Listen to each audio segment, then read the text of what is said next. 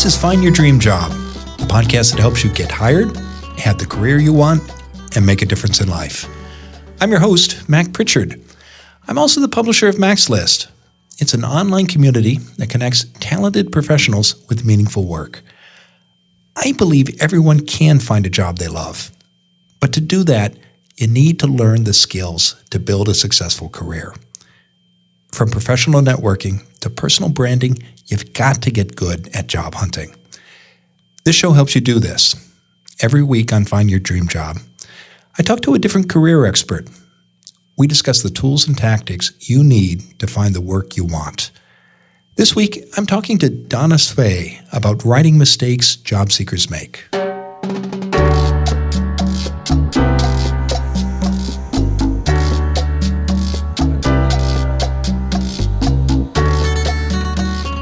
Donna Svei is an expert in executive resumes and LinkedIn profiles. She works with executives across the world. So Donna sees a lot of resumes, cover letters, and thank you notes. In our conversation today, Donna tells me that even the most experienced candidates make small writing mistakes. Often this happens because the applicant is on autopilot, follows old habits, or doesn't pay attention to detail. These writing errors might seem minor, Donna says in our interview, but make just one and it can cost you the job. Donna had a candidate who put together the perfect application, for example, and this person nailed her interviews, but then she made one slip in her writing, and that led the employer to offer the job to someone else. In our interview, Donna shares how you can avoid her client's fatal error. Donna and I also talk about the best ways to present yourself when writing your resume. We look at whether you need an old-fashioned cover letter, and we discuss how to write a thank you note that makes you shine. Want to learn more? Listen in now at the Mac's List studio as I interview Donna Svei.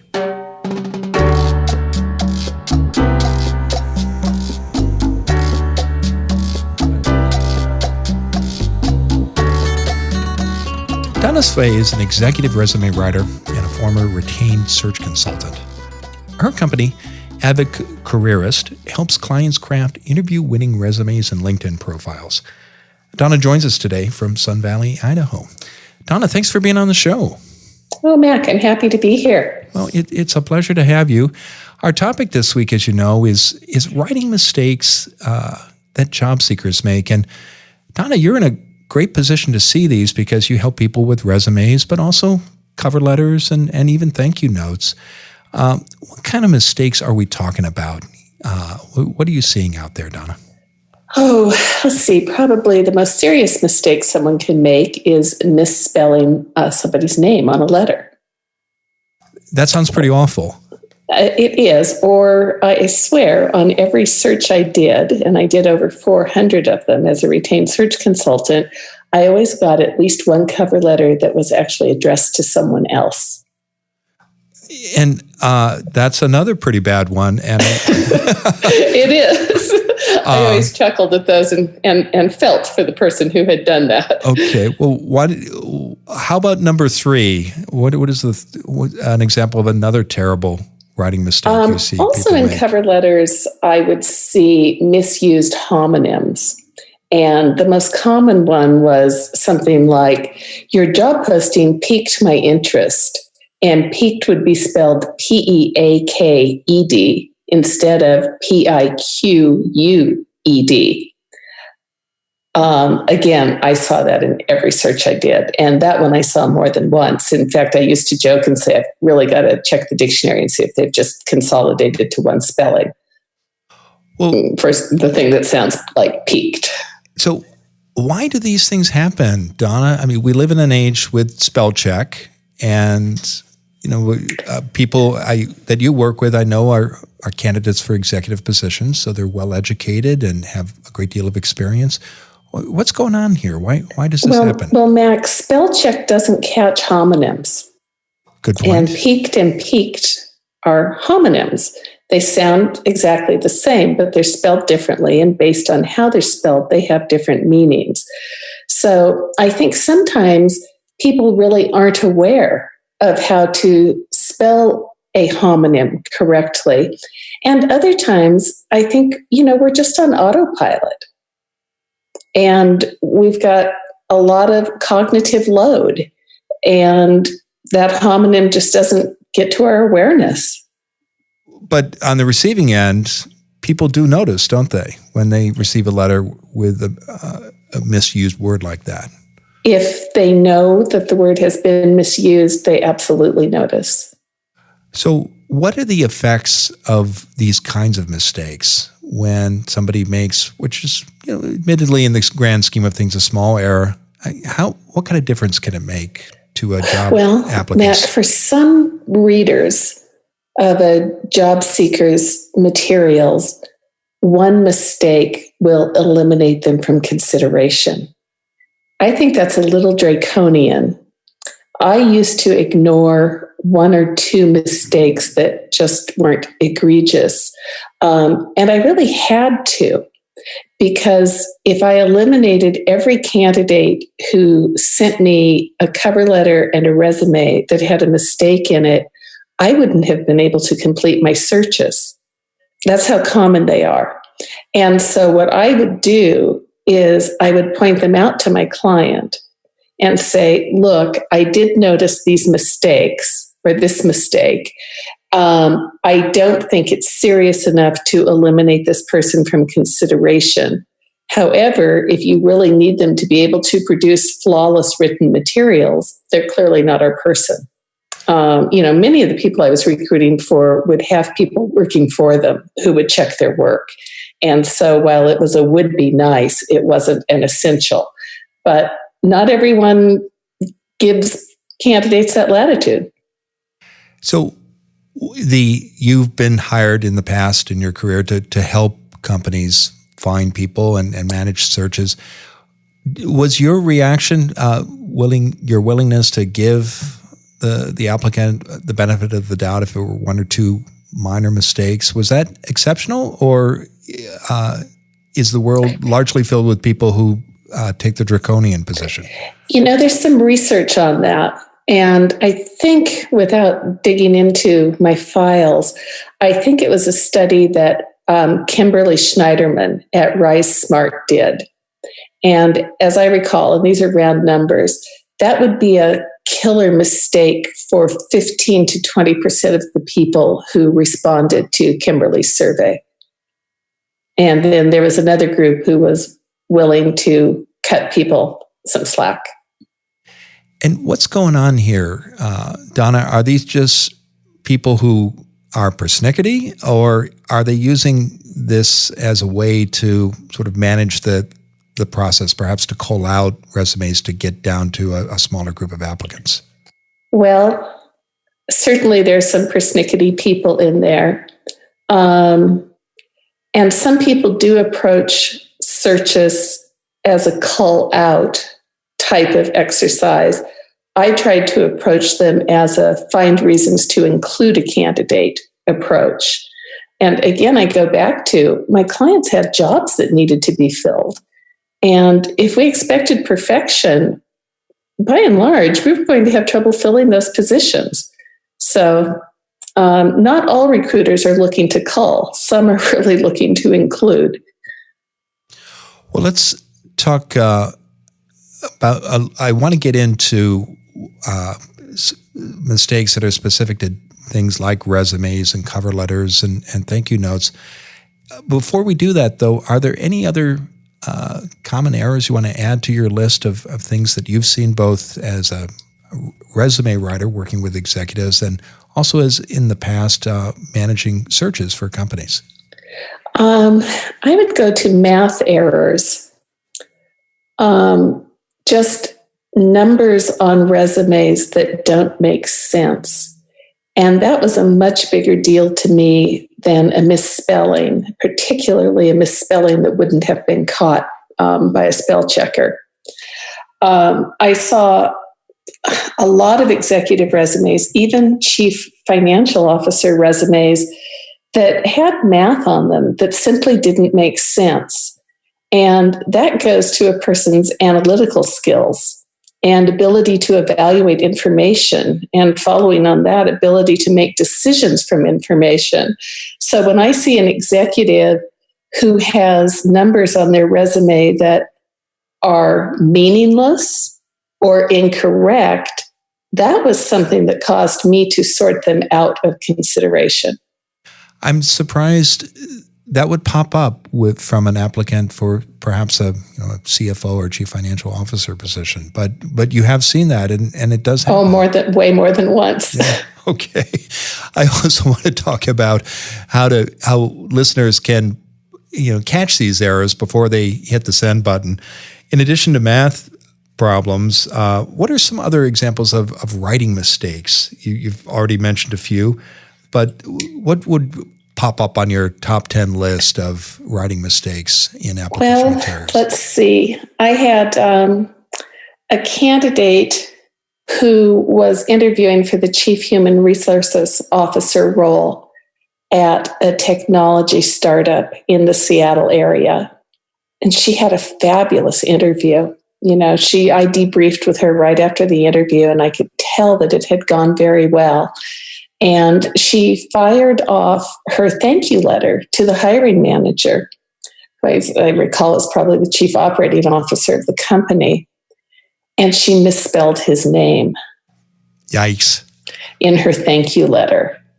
And I got a call from my client that said, she is out. And I said, well, what about the interview? And the person who was handling the search internally for my client said, he thinks that really matters. She is out. And there was absolutely no negotiating on that. So again, getting names right is really important. So why was that a deal breaker? I'm not surprised to hear that reaction, but tell us more. What was in that person's head when they told you that it wasn't going to go forward? I didn't try to get in his head. He was the decision maker. He had made a decision. It was very clear it wasn't negotiable, that I wasn't going to influence it. I accepted it.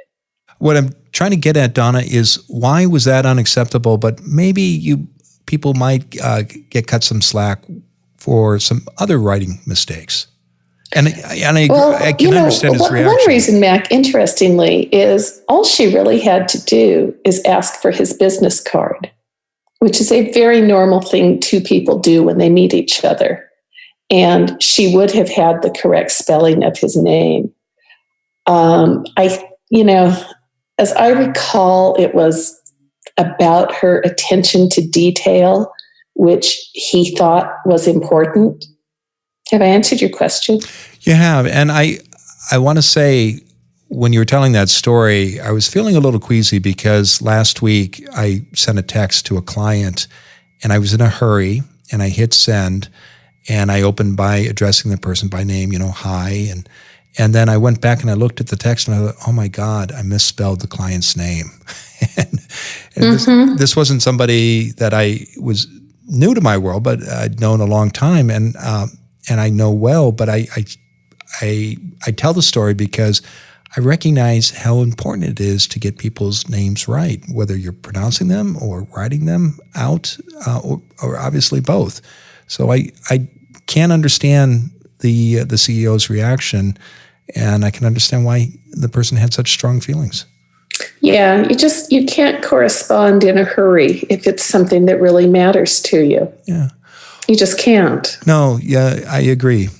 Now, we're going to pause for a moment, and when we come back, we've talked about these writing mistakes and other errors.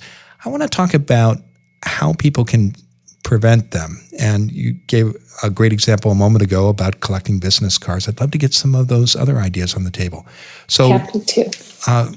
Bear with us. We'll be right back in a moment with Donna Svei of Career Advocates. We all make mistakes in our writing, even on job applications. Here's a doozy I made once. Years ago, I applied for a government job. To complete the application, I had to retype my resume on an official form. Now, when I did this, I transposed 2 numbers in my postal address. and I didn't catch my error. A week later, the employer invited me via the U.S. mail to take part in the next step of the hiring process. But I never got the letter because it was delivered to the incorrect address I put in my application. So I didn't learn about this opportunity until after a deadline had passed. Now, I could have caught my typo if I'd asked someone to proofread my application. That's a habit good writers practice. And I might have gotten that job, but I'll never know, will I? I'm not alone in making these kinds of writing mistakes. Hiring managers tell me they see not only typos, but 7 other common errors on resumes and other application materials. Here's the good news. You can teach yourself to catch and fix these mistakes before you turn in your resume. And I've got a new free guide that shows you how to do this. It's called Don't Make These 8 Killer Resume Mistakes. And you can get it today. Go to maxlist.org/resume mistakes. In just 10 pages, I give you 8 practical tips you can use now to create a well-written resume. Get your free copy today. Go to maxlist.org/resume mistakes. Don't let a typo ruin your next job application the way I did. Go to maxlist.org/resume mistakes. Now, let's get back to the show.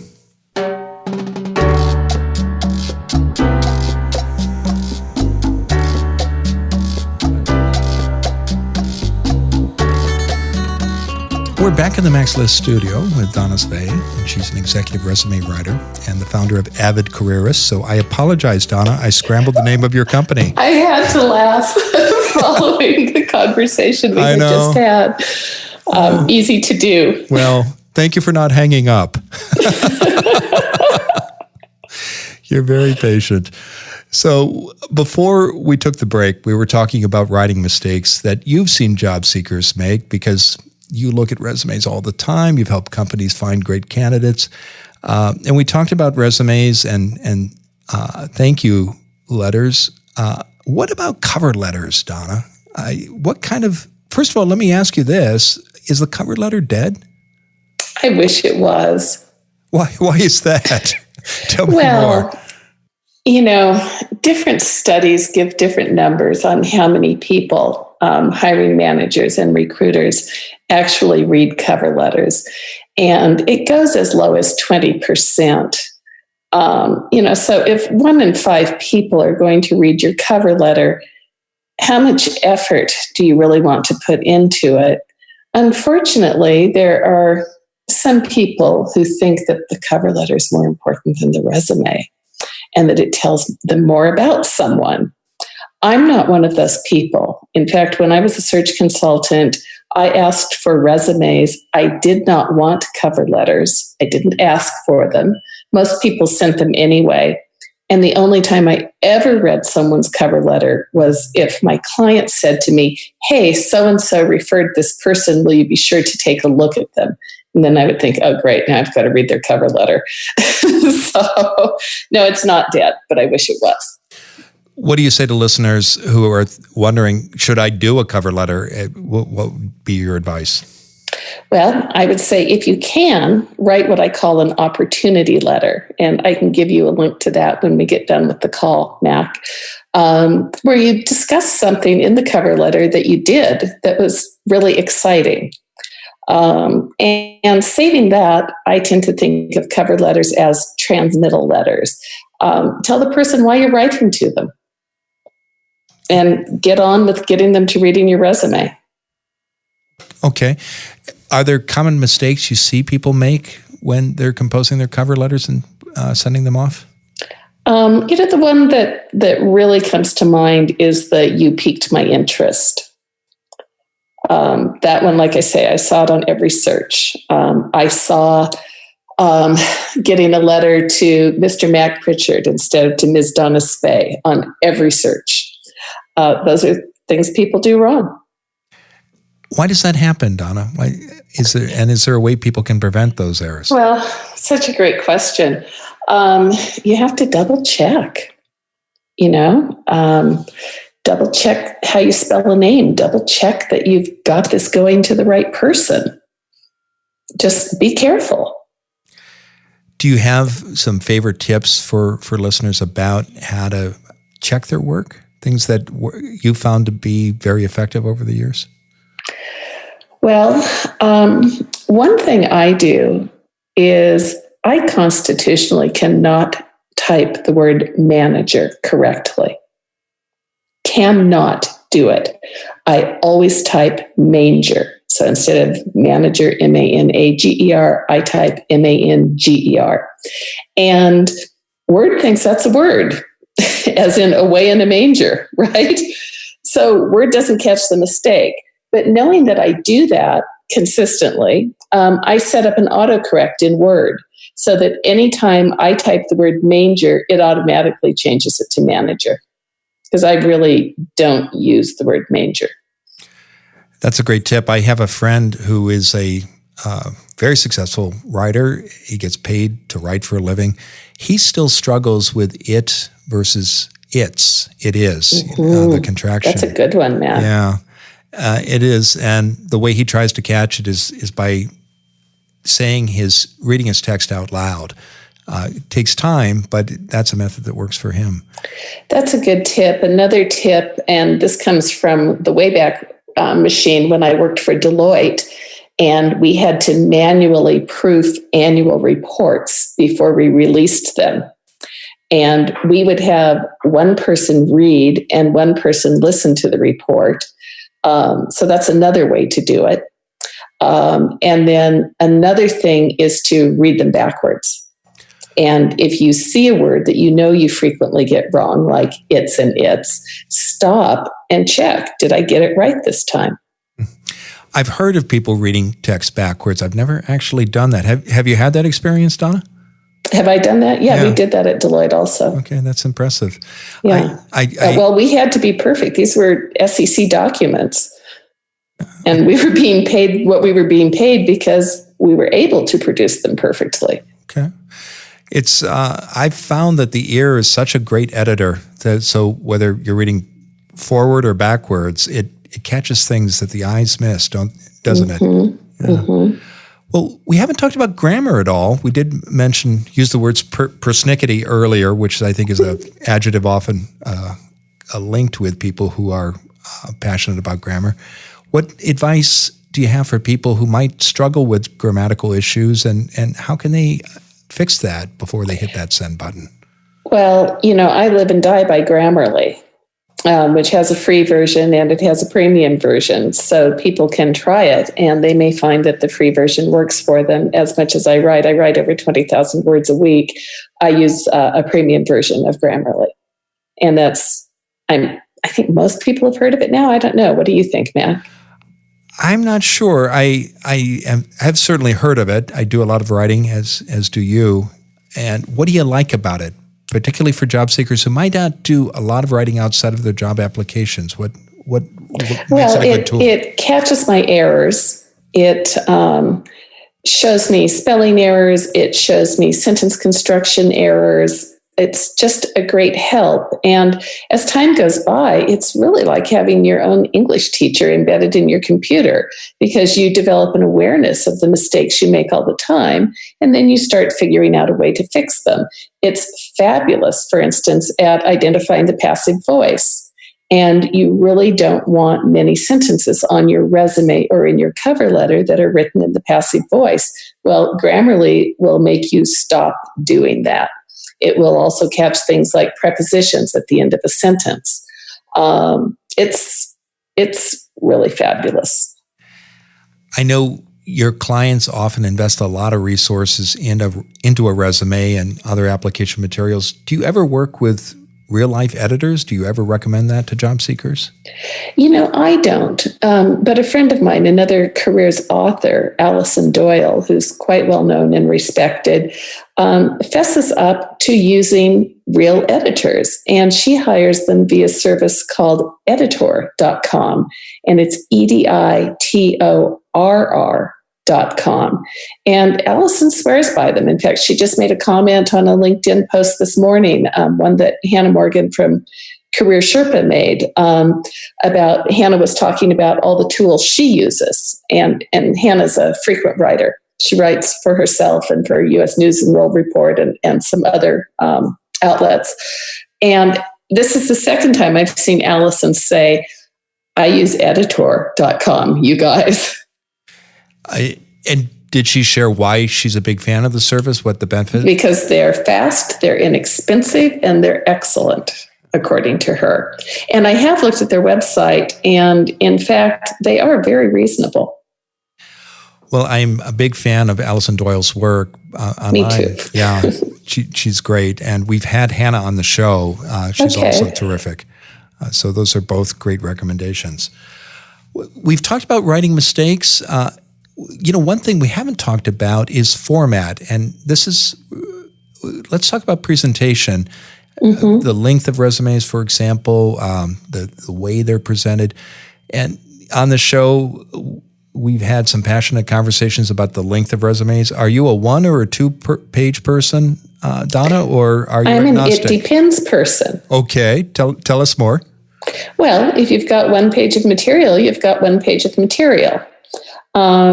Most executives need 2 pages to tell their story.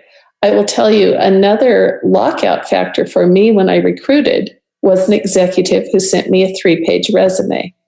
And that was because I would look at their resume and think, if they can't discern what's urgent and important and get this story down to 2 pages, then somebody is going to have to manage the materials they prepare for the board of directors. And most of the searches I was working on, people were involved with board relationships. And so it was a deal killer for me. Do you make an exception for academic applicants, people pursuing university positions who might say, well, it's typical there to have a longer CV? Okay. Or somebody who really needs to present their scientific publications. But what we do is we do a 2-page resume, and then we have an addendum that includes their publications. Well, that's length. What about format? Sometimes you'll see resumes that have lots of rules and bars and even illustrations or photographs. What are your thoughts about that? Well, I did the math once and figured that I have read over 100,000 resumes. And you have to put yourself in the reader's shoes. And you have to reduce their cognitive load as much as you possibly can. Because your resume is probably not the only resume they're reading. And after you read about 3 or 4, they become burdensome. I mean, sometimes I would open a file and I would see so much text that I almost want to cry. It's like, I don't want to read this thing.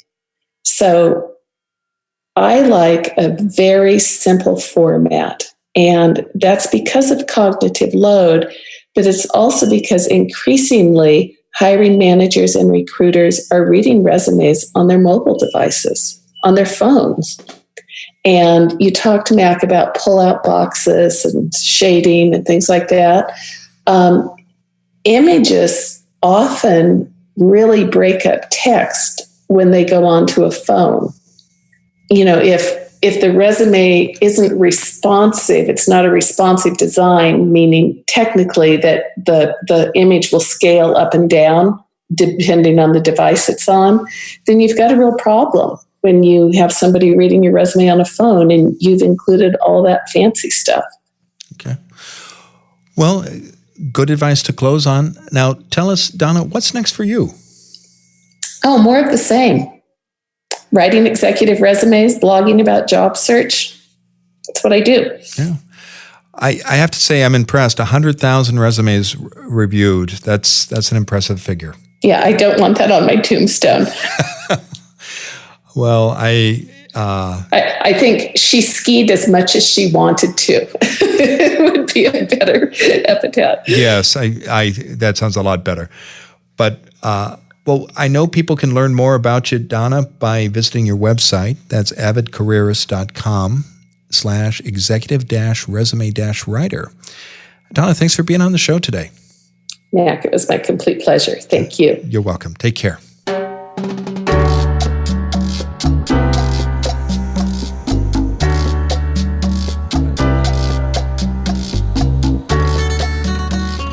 enjoyed that conversation with Donna, and I hope you did too.